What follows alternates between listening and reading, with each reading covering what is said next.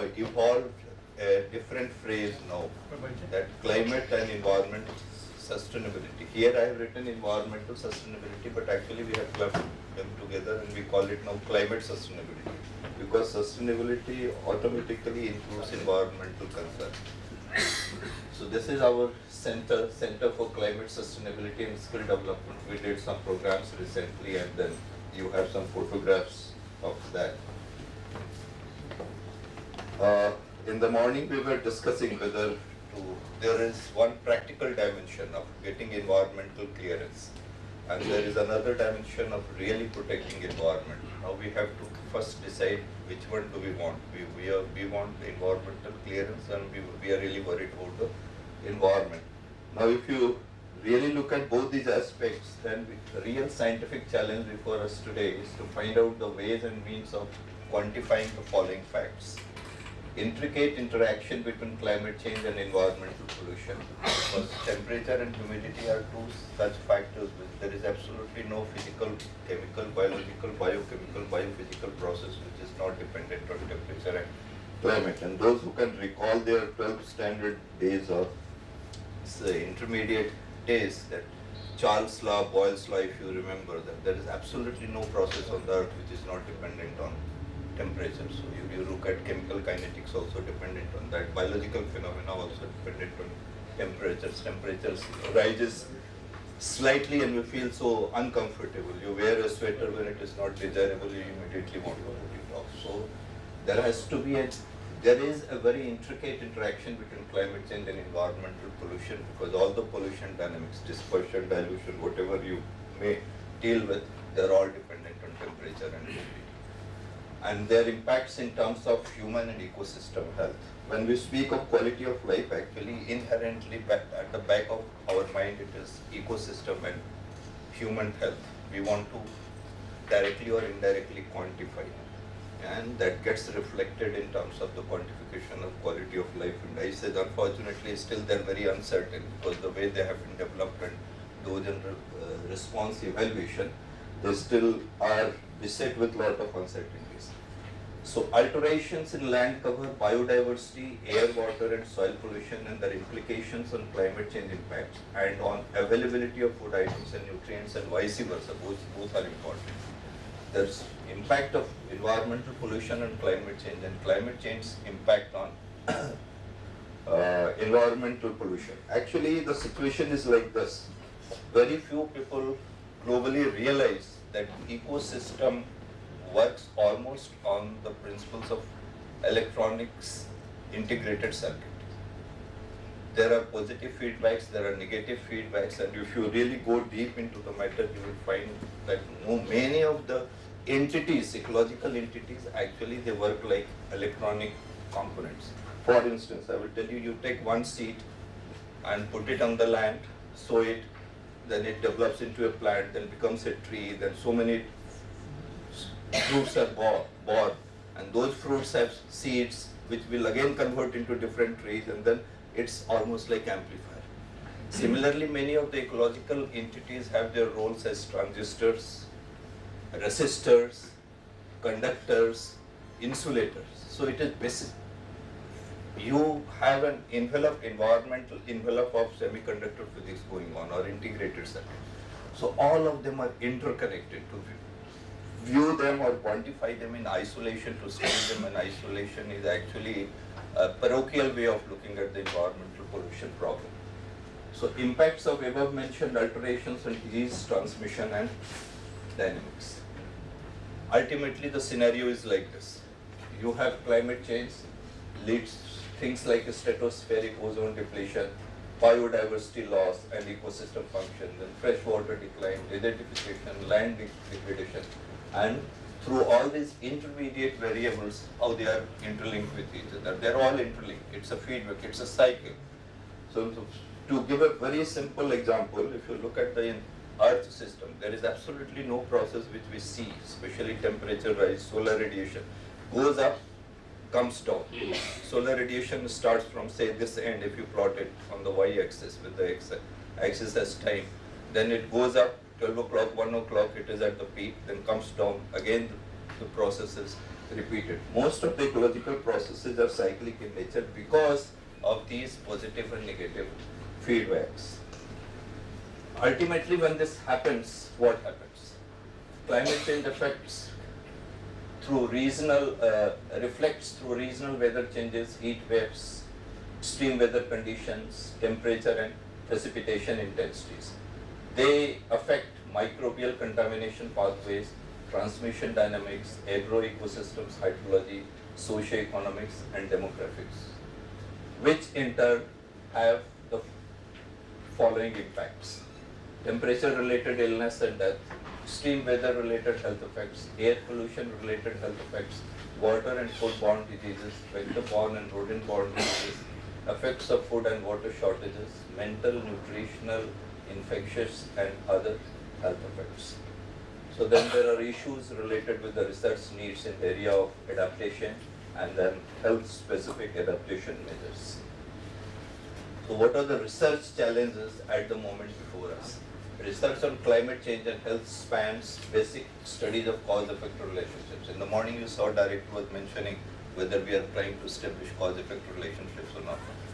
If cause-effect relationships cannot be bridged, then what kind of environmental management plan we can write? When there is a problem, we must be able to identify the sources of the problems, then only you can control, curtail the sources and will have the right appropriate environmental management plan for which you are aiming. Then exposure risk assessment, evaluation of population vulnerability and adaptive capacity and evaluation of intervention policies. So key questions before us are how climate change is affecting the ecosystem. What does this mean for species? What are the species specific responses? Do we know? Unfortunately in India we do not have those species response curves even by now. Then what does this mean for habitats or the communities? When we do not have species, those response relationships, we certainly do not have the community response functions. Then what does this mean for communities and industries at large? And how do we evolve appropriate environmental management plans to deal with ecosystem adaptation and vulnerability? So you have different kinds of modeling skills, as you can see in the top photograph. You have models for emission scenarios, you have models for global climate change scenarios, and you have health impact models. Then then there you have conversion to a single health measure that is called disability adjusted life year. So in short, viewing climate change merely as a change in temperature or humidity levels is a very narrow way of looking at the problem, which in essence has a much wider implication and ramification. When our body temperature rises, it's not that you can just put ice on the body and the temperature will come down. Body temperature is rising because there is some internal disturbance in our body. Similarly, in the ecosystem health also, if you have a temperature rise at somewhere, it's not somehow some temperature emission has taken place and which has given reason to that temperature rise. There's inherently something biophysically, biochemically or biologically or physically, chemically wrong somewhere, because of which the temperature of that particular portion on the land has risen, and which is reflected in terms of heat island effects, I think, which you may be very familiar with by now. Now, transmission and distribution of impacts under interactive and integrated influence of climate change and environmental pollution. It's an important area of research which helps in quantifying a human and ecosystem health risk. This also helps ultimately in converting them into the real economic terms, financial benefits accrued or costs incurred. Moreover, alterations and aberrations in temperature and humidity are very closely linked with significant perturbations in biogeochemical cycles. Whatever activity we are doing, whether it is industrial activity, commercial activity, residential activity, ultimately what it is affecting is the biogeochemical cycle. There's either carbon cycle, nitrogen cycle, sulfur cycle, or phosphorus cycle, so on and so forth. And all these cycles are finally interlinked with each other. They do not work in isolation. So it is a bangle inside a bangle inside a bangle kind of a situation. One bangle gets broken. It's like, imagine a situation, mosquito net. If there is one hole also today, I think within a week's time you will have multiple holes. Or one hole is also sufficient to let many mosquitoes enter. So that kind of problem is happening when we have mindless land use alterations without understanding the impact of land use changes on our ecological system. Because anywhere we cannot construct a building, anywhere we cannot bring out an industry, anywhere we cannot make a market, but we are doing so. So we have to understand, unless until you have linked land use patterns with the biogeochemical cycles appropriately as a cause-effect relationships in terms of space and time, you will not be able to really quantify the problem in hand, and you will ultimately not be able to really understand the source of the problem. So what needs to be done? Investigation of relationships between atmosphere, hydrosphere and biosphere through their dependence on biodiversity and ecosystem processes. Assessment of climate change responses and impacts on habitats and various biotic processes. Estimation of likely long-term effects by way of developing appropriate qualitative and quantitative ecological models. Monitoring of ecosystem health and its quantification through appropriate ecological and health risk assessment models. For determining ecosystem health, the most sensitive and ecosystem specific parameters indicators will have to be initially selected. In the morning we had a discussion, like she was mentioning, you write a specific term of reference with respect to a particular kind of a project, but then EAC will ask you why did you do the other baseline data collection also. We are unnecessarily prolonging that whole EIA process. In fact, if you fill form 1 and form 1A, you will realize why you are being made to fill that. There has to be some implication, and the implication says most of the environmental impacts related to the industrial contributions can be quantified on the basis of that. Otherwise, why there is a need for doing that? So we are indulging in a redundancy kind of an exercise by making terms of reference, then filling up form 1 and form 1A also, and then finally not doing sensitivity analysis for the issue just pertaining to that particular industry and that particular specific reason. So for instance, wetlands and their ecological processes happen to be one of the most appropriate indicators of a region's ecological health, as the perturbations in either the terrestrial or the aquatic ecosystem is immediately reflected in the form of an environmental impact on the wetland. See, all over India, see one population, that is frogs population, is decreasing. If you have observed in your area, there's an amphibian species. Amphibian species is basically one which is transmitting nutrients from land to water, water to land. Most of them, I'm just giving you the example of frog. Now list out how many such amphibian species have become extinct or their population has lowered significantly. That itself is an indicator that there is a significant perturbation in that region specific area. And then that carrying capacity is gone.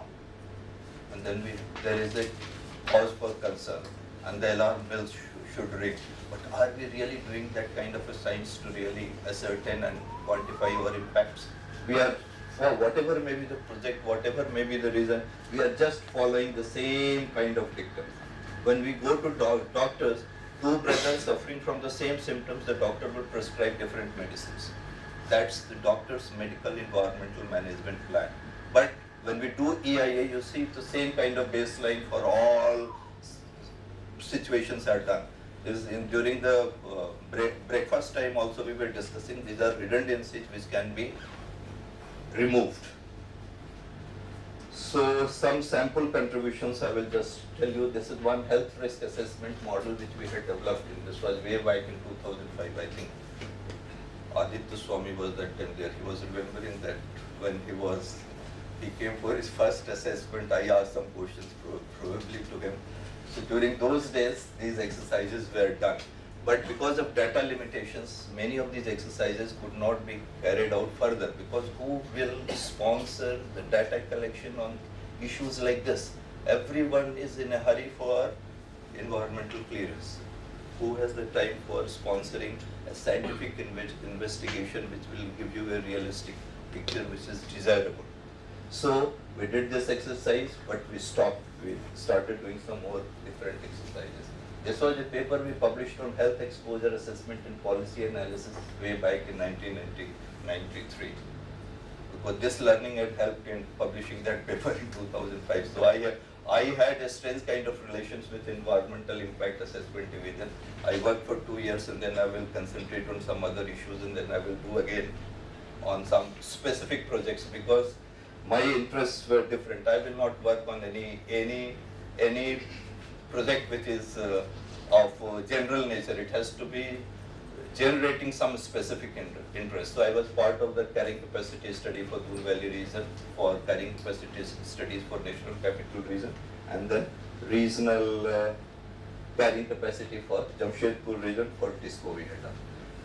Then we had some work done for development of a dynamic and predictive model for ecological footprinting. Ecological footprinting also can be a surrogate measure of quantifying environmental impact assessment because in one go it converts all the environmental impacts in the land unit which everyone can understand. The story of environment is actually a story of 7 blind men and an elephant.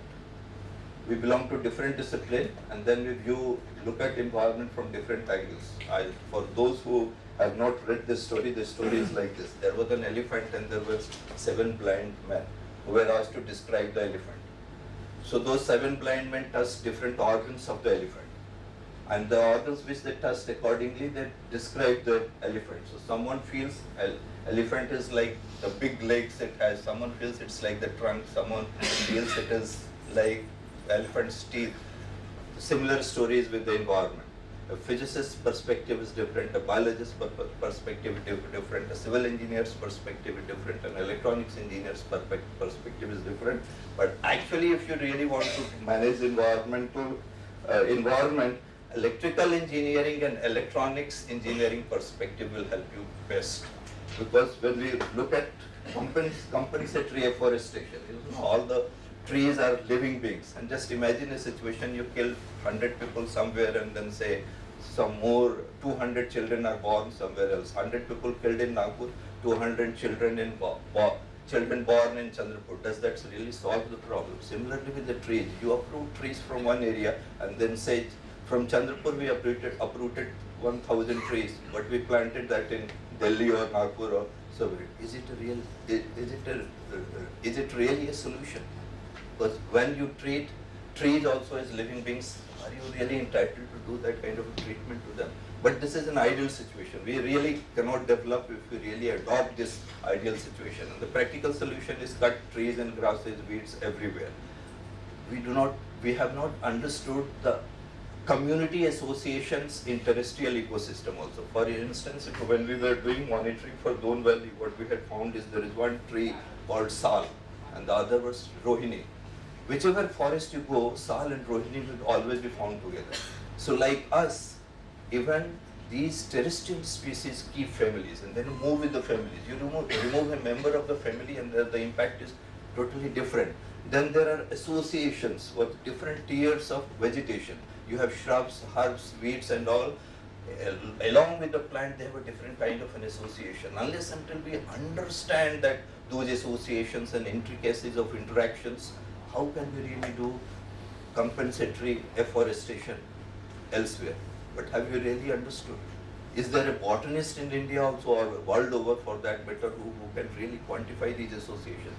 And if you cannot quantify that association, what kind of green development design or a plant you will do? So these are some intricate issues, ecological issues which have to be understood before we mindlessly advocate some environmental management plans. And we have to choose between what is practically possible and what should ideally be done. And then take that optimum route for our environmental management plan. So these are the developments of ecological footprinting. Actually, this must be one of the few papers on dynamics of ecological footprinting. They talk of ecological footprinting, but that is static. We had developed a dynamic model for that. Then there was for long, they talked about how do we quantify environmental water demands. I think this must be the first paper which quantified environmental water demand. And we did it for Odisha, forest zone and Gujarat, one dry area and the one humid area. So most of the policy and planning documents have either remained silent or have made only implicit reference to environmental water demand. This is the first attempt for quantifying EWD modeling application for two distinct Indian ecosystems, dry and moist. Climatic role of forests, I think it need not be reinforced, because by now, as someone was saying in the morning, even children are aware of the role of environment. And believe it or not, most of the time, environment and trees or forests are synonymous. Mostly people feel environmental problem, that means the problem of the forest. And there is another strange obsession, which I recently myself realized. Why do we call environmental attempts green attempts?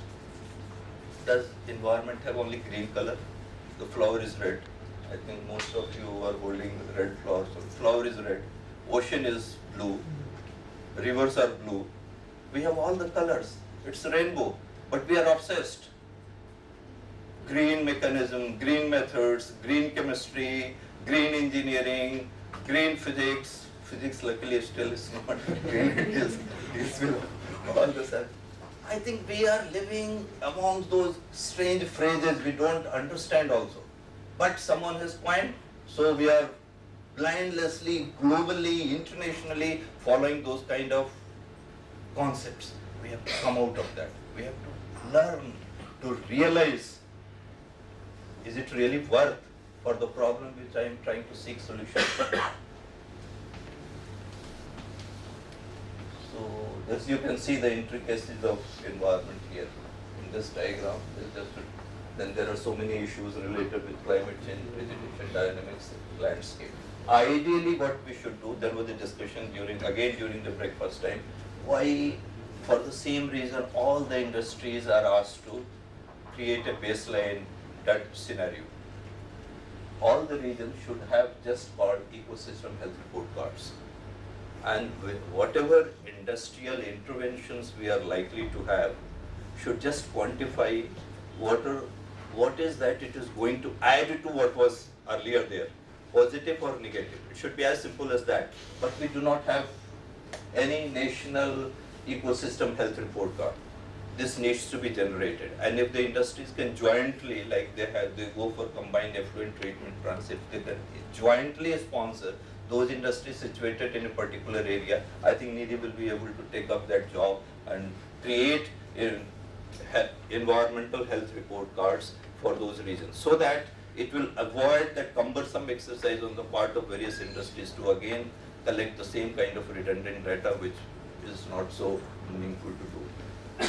Then this shows a comparison of footprints. Ideally, we should follow an industrial ecology concept. That's the best environmental management plan we should have. But is it possible? That has to be investigated, because if the waste of one industry becomes the resource for the other industry, there is nothing like that. Then your waste management efforts automatically get minimized. But to do that requires extensive scientific and technological research. But this is the best solution for any reason. Once we have generated ecosystem health report cards, and if we really want to have an environmental management plan, we should follow industrial ecology principles and then prepare that plan accordingly. This will help all the industries in that region, because then your additional interventions will only need to be quantified in terms of the additional input perturbations.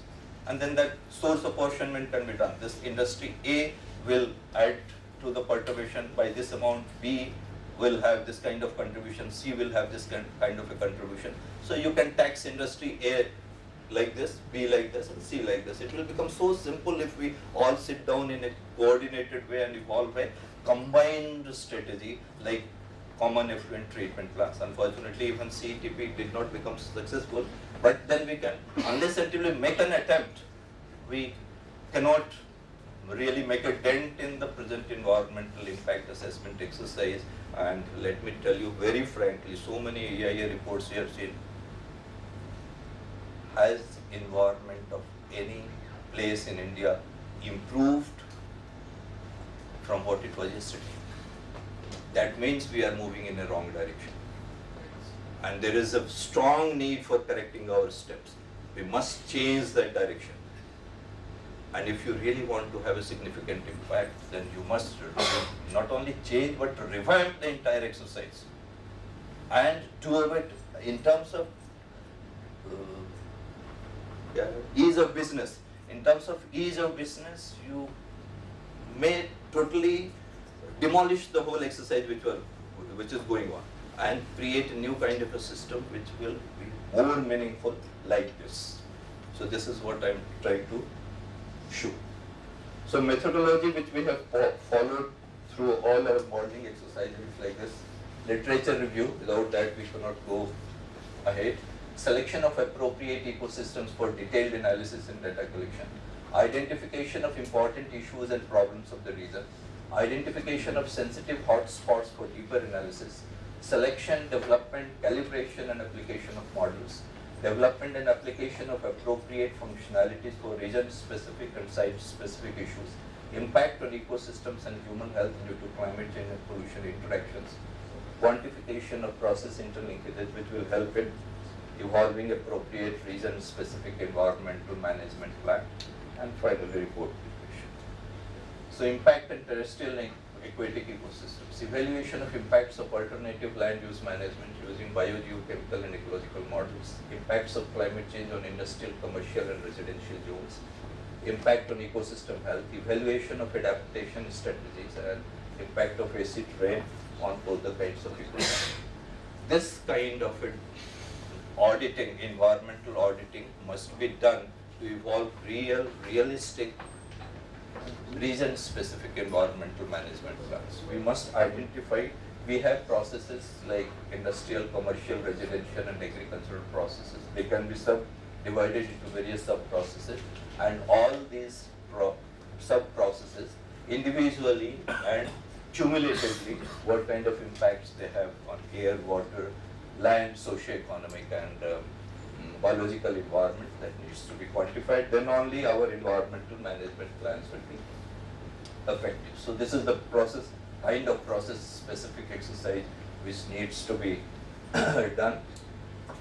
And these are some general slides which help you understand some indicators for ecological and carbon footprints. Actually, IPCC also finally came to the conclusion that most of our environmental and climate change related problems are basically because of our lifestyle problems.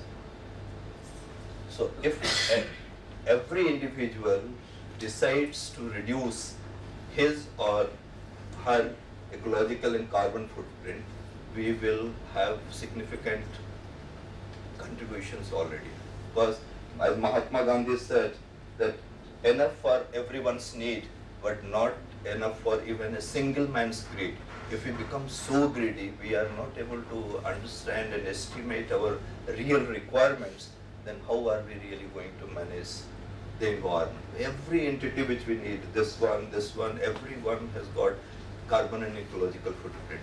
At every step, it needs to be minimized, and we will be automatically able to take care of it. This slide I am just purposefully showing you. This was the PCPI conceptual master plan, because I think we were involved for some time, and I think again this thing is not going on.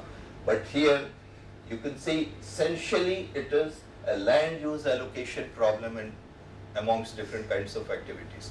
That has to be rationalized, that has to be optimized for evolving appropriate environmental management plans. And this slide shows you the intricacies of various kinds of environmental managements. You have emissions, dispersion, transformation, deposition, and various ecosystems interlinked with each other. And then you further go look at it from the microscope, the diagram gets more complicated. So we have to decide at which level we must compromise and stop.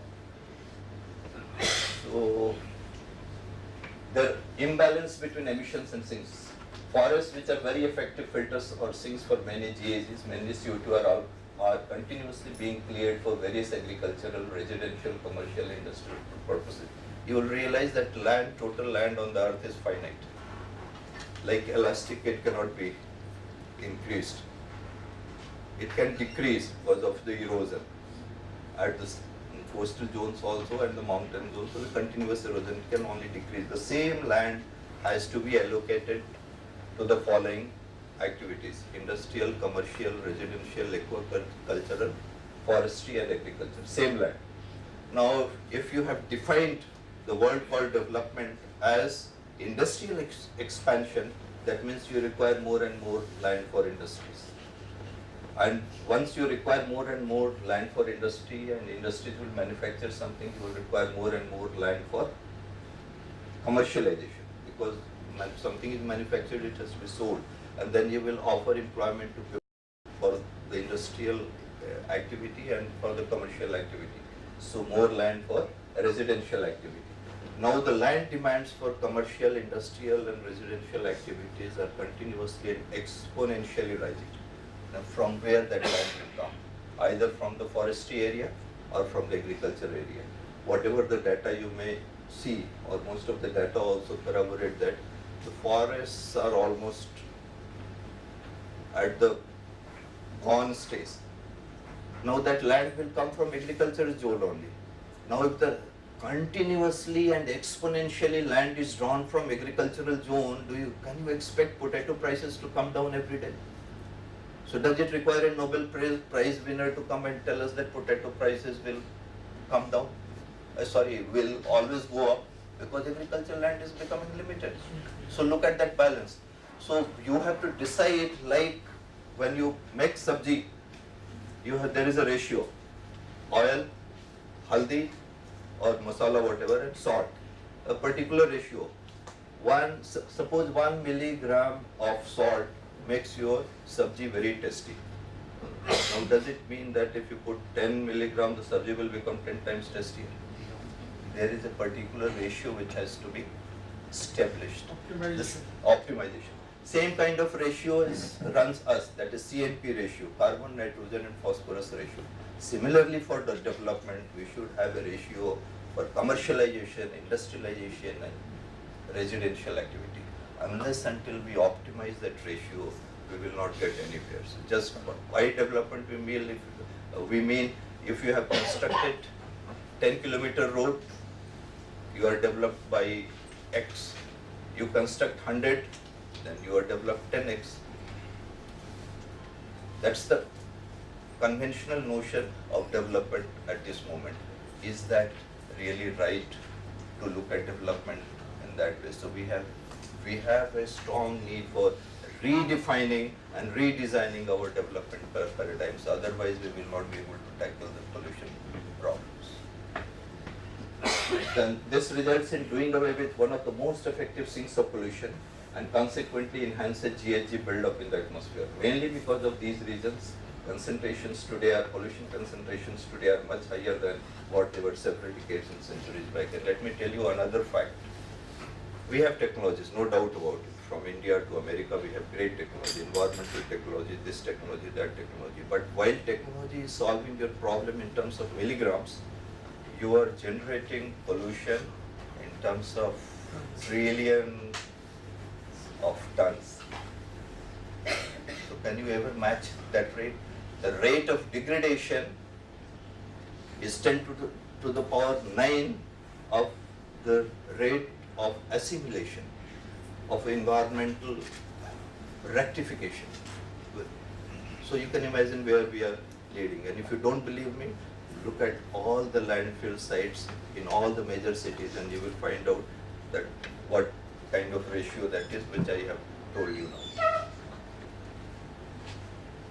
Sustainability should mean simple harmonic motion.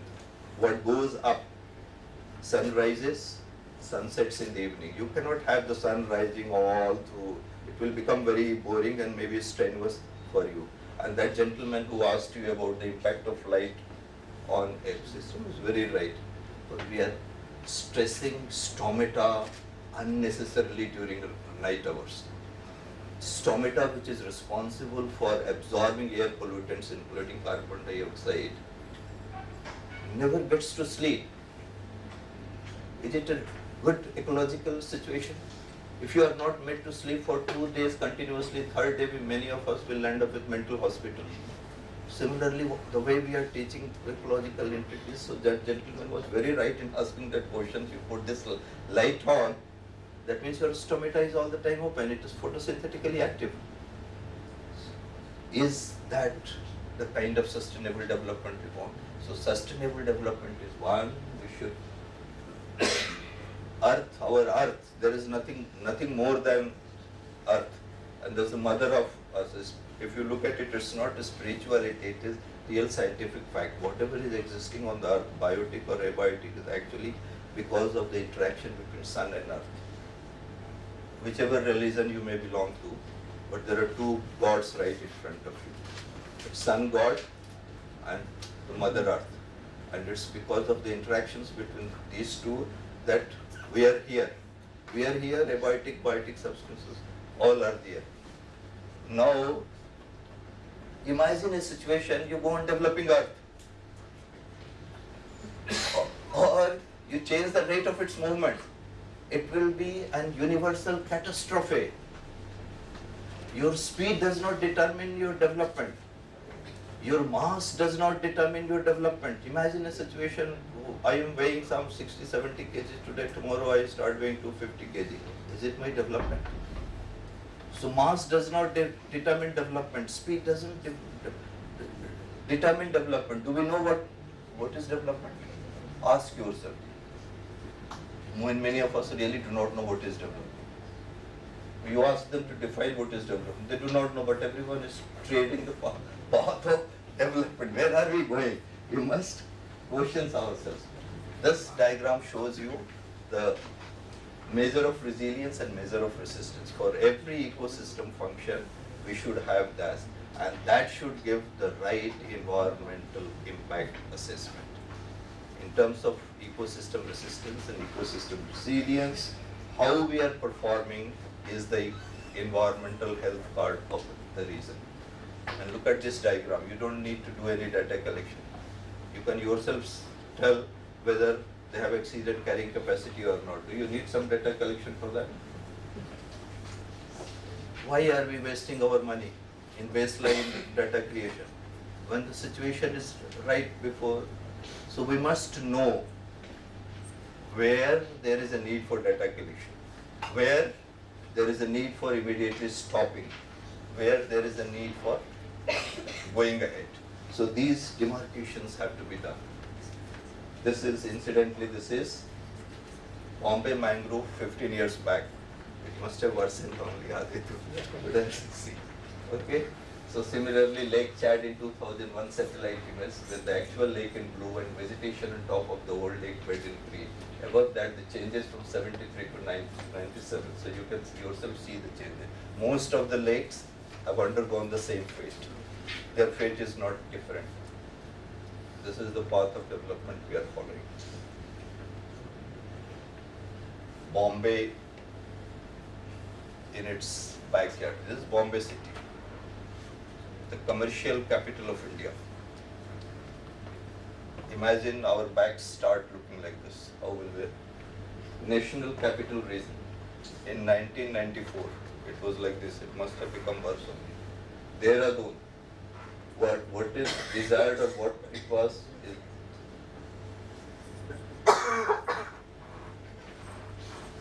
what it was is in the right side. The same place, totally denuded forest. Also around 2000 photograph. Mumbai mangroves I have already shown. This is our Taj city, Agra city. So see whether we need to do some baseline collection. Same city, we did some work for past PGM, and this is food chain interlinking environment with living beings, how they are living and how the different diseases can transmit. So the conclusion is future exercises are needed which should aim at the dynamics of ecological footprints. Analysis of environmental risks by way of developing models which deal with the issues like temporal and temperature risk gradients and ecological economics of natural resources.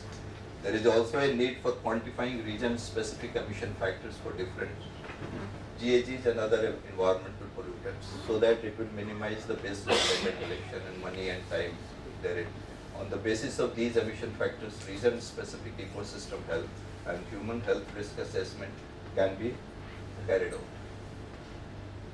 What we urgently need to do is to put the right technology and right amount of money at the right place at the right time. And if we cannot do it, the right solutions will keep on eluding us. The simplest and the best example is the train. Look at its different components and compartments, and then look at the way they are coupled with each other. A slight error can cause derailment. And even look at the tracks, the fish plates, so on and so forth. And then look at the ecosystems. And finally look at our perpetual train, that is our Earth system, how it moves, what are its different components and compartments, where are the tracks and where are the fish plates. Let us try to locate them, then only we can manage the system. So we have to work for a compromise between human development and ecological footprint. These are some of our international associations. I was once upon a time the coordinator for CSIR Global Climate Change Program. Then we had some Indo-US collaboration, climate change and health. Then we had some atmospheric ground cloud scientific investigations. This is Dr. A.P. Mitra, who was our ex-Director General of CSIR. He was the climate change figure. And ideally he should have got the Nobel Prize for climate change. But you know, marketing is a different sphere. So there are some other associated photographs. In the period that Einstein was active as a professor, one of his students came to him and said, the questions of this year's exam are the same as last year's. Many times we encounter these kind of situations in ESCs, you know. True, Einstein said, but this year all answers are different. So knowledge changes with time. We have to keep track of time. That's why this training program is here today, because we have to keep on updating our academic resources. It has been left to our generation to discover that you can move heaven and earth to save 5 minutes and then not have the faintest idea what to do with them when you have saved them. And one of my medical friends told me the most of the problems, environmental or otherwise, are problems related to hurry, worry and curry. Most of the time, hurry, worry and curry. These three are responsible for most of the problems we are having. You can accordingly modulate your environmental management plan also in terms of these parameters. To get all there is out of living, we must employ our time wisely, never being in too much of a hurry to stop and sit life, but never losing our sense of the enormous value of a minute. That's very important. So we had some environmental awareness program. I had an interview. Environmental clearance must not be treated as a license to damage it. So I think we have to be careful. Finally, it is the way you look at any problem. A matter of pain can suddenly become a matter of pleasure. So you can understand. Okay, so it's the way you want to live life. There are some awards and honors which we got. Thank you very much. I think that's the end of my speech. If there are any questions, I will be glad to answer.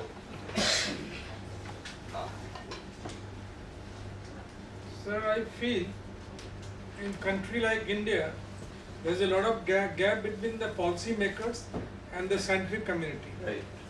There had to be amalgamation of these two. Yeah. Scientific community as such has to come put forth their ideas with the implications to these policy makers, and they should sit together and then formulate the policy. What is not happening at present. Yeah. So such a thing should come to the, should go to the right forums, like prime ministers, wherever such kind of thing should go to the forums, so that we have a kind of evolving and rethinking approach. Yeah, but you know, yes sir, actually you have rightly identified the problem. That's the problem. But the human problem is like this. Long time back when I was in 8th standard, I had read a poem which you will appreciate in this context. The poem was like this. It was by Janki Vallabh Shastri. लाज लजाती जिसकी कृति से धृति उपदेशक हुआ है. मतलब जिसके कारनामों से लाज भी लजा जाती है, वो दूसरों को उपदेश दिया करता है. तो कई बार चीजें जो बनाई जाती हैं, जो नियम वगैरह वो फॉलो करने के लिए, जो बना रहा है, he is himself not aware of those implications. That's the whole problem. That's really a problem. So one who is making the policy is not aware of the scientific revelation. They do not have the understanding. Correct. And one who knows this doesn't have the power to make the policy. He can only deliver like this. So where industries stand in between. So that has to be done.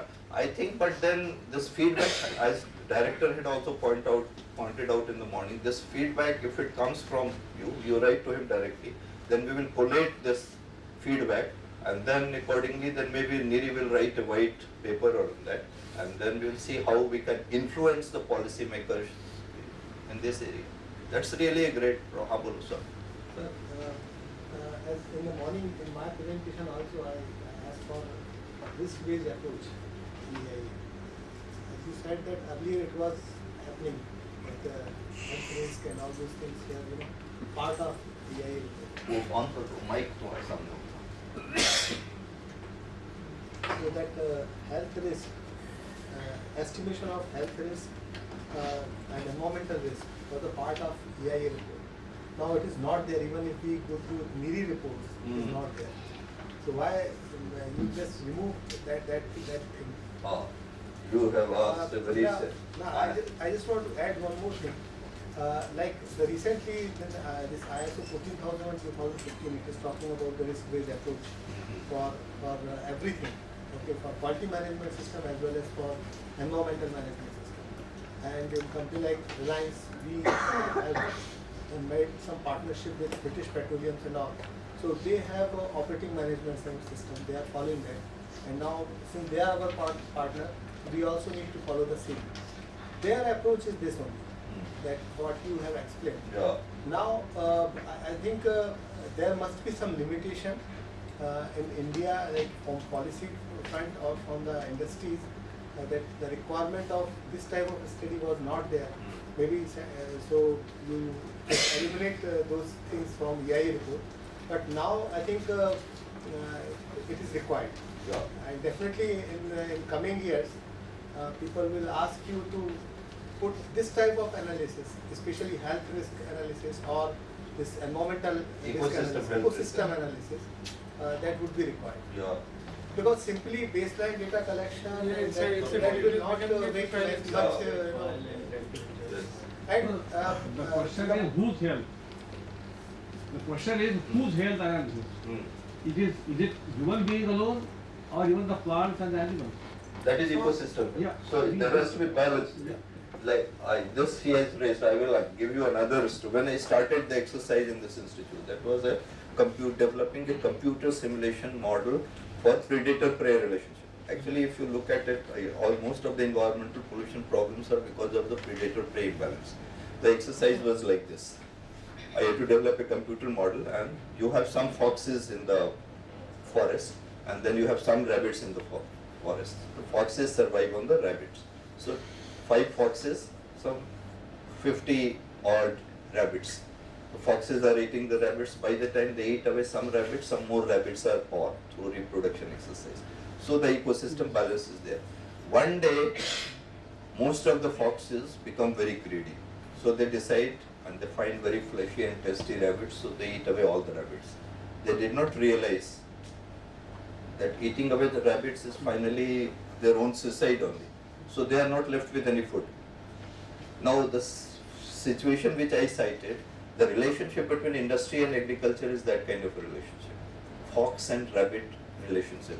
Relationship between vegetation, aquatic product and the terrestrial ecosystem product and human health is that kind of an exercise. So we have to come to that balance point. The identification of that balance point, that so many rabbits carrying capacity, finally it's carrying capacity only, would be required for the survival of the foxes. So even if you have the foxy situation in the society, even for their own survival, rabbits are needed. That's that ecological balance. Unless until we have that, quantifying environmental impact has no meaning at all. Everyone knows that if you have more emissions, obviously more impact would be there, because air constitution is well defined. Oxygen, CO2, N2 ratio has to be of a particular kind to be able to breathe. So once you have more emissions, obviously this ratio will get disturbed. So everyone knows that it will have an impact. But then without quantifying that balance, how much can you disturb that ratio without the taste of your vegetable going bad, that has to be decided. And that cannot be decided unless until we generate those kind of environmental health cards. They are a must, and doing baseline data collection for all the industries separately is a meaningless exercise. Then you will spend all your time resolving those conflicts only. ONGC will go and collect for the same region different kind of a data. Reliance will go and collect for a different kind of a data. Then there will be a dispute in EIA. Those kind of situations will arise. Whereas if there is one agency which creates, like NEERI for that matter, no better agency than NEERI, creates that kind of a database, then the industries come with their inputs and quantify. That is how ideal EIA should be done. And irrespective of even NAVET issues, you have some issues here, even NAVET is also interesting issue. Even it is good if they are disputing. Thing is that they are not seeing even what data is there. Dispute is a separate case. If you dispute, we are at least bothered, we will be bothering about taking the data and conscious which data we are generating and what previous or other agencies have, we will at least simulate those data, correlate to those data. But the thing is that the industry objective, and right now very clearly what discussion was going on, it has to be between some agency like you and MOEA. Correct. Industry in between, if they are their objective is totally different, they are a commercial organization. Correct. So generating these type of data, if you ask for, we can provide financial assistance or anything it is required, we can provide. But generating this type of data for those who are not expert in this field, I think it's a futile exercise. Yes. It has proved that it is a futile exercise because so many EIA reports, not a single site's environment has improved. That means all this exercise was futile. In one go it was futile. So there is absolutely no alternative. We have to go on a different path. And that has to be a totally different path. Yeah. Whatever data is there, Yes. at least you give to NIC. Yes. You generate this type of project either through NEERI or through MOEA. Correct. In association, Once 2-3 that data is on organizations. one platform, Yes. at least you will evaluate what are the gap between those. Correct. At least there has to be a platform. Trains can be many, but platform has to be one. Yes. So that is true, no doubt about it. I fully agree with you. Actually, that was my intention behind showing this lecture was to generate this kind of a discussion only. But then it has to start with the industries also, because you will be in a position to better advocate this process. We do not need environmental clearance. You need environmental clearance. So unless until that need for doing away with the earlier exercise, the need for going ahead with a new exercise has to come from the industries, the stakeholders. Like if we say, they will say, NEERI just wanting to do increase its project budget. But if it comes from the industry, then it will make a better sense. On part of MOEF also, preaching is different, practicing is different. Well, that is an entirely different. For that we need psychologists and psychiatrists. This forum will not be.